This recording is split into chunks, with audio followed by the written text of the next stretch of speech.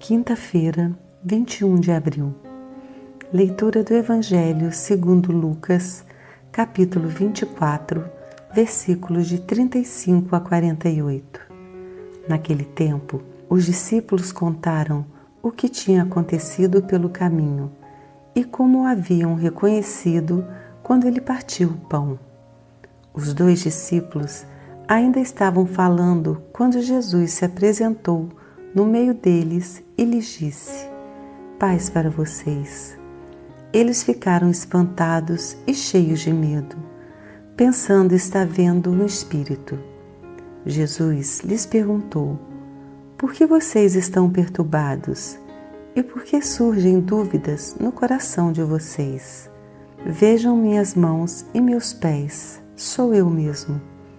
Toquem em mim e entendam que um espírito não tem carne nem ossos, como vocês estão vendo que eu tenho."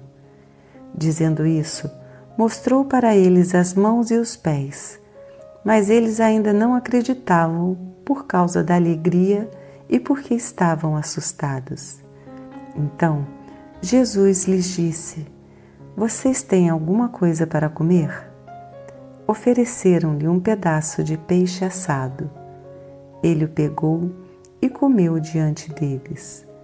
E depois lhes disse: "São estas as palavras que eu lhes falei quando ainda estava com vocês.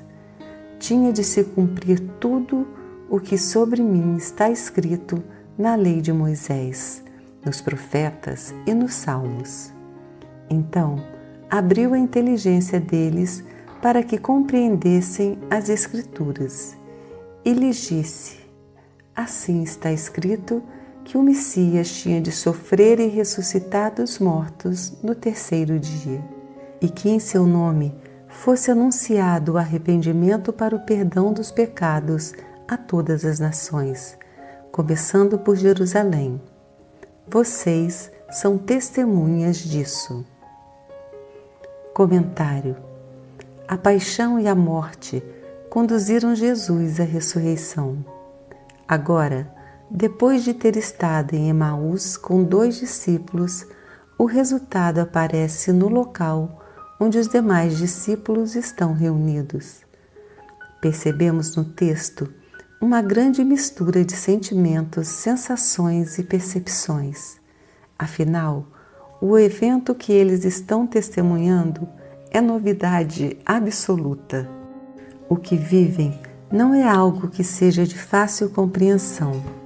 É preciso que passos sejam dados e que se volte às Escrituras, por exemplo, a fim de que se recolham luzes que clarifiquem essa experiência de encontro com aquele que literalmente venceu a morte e retomou a vida.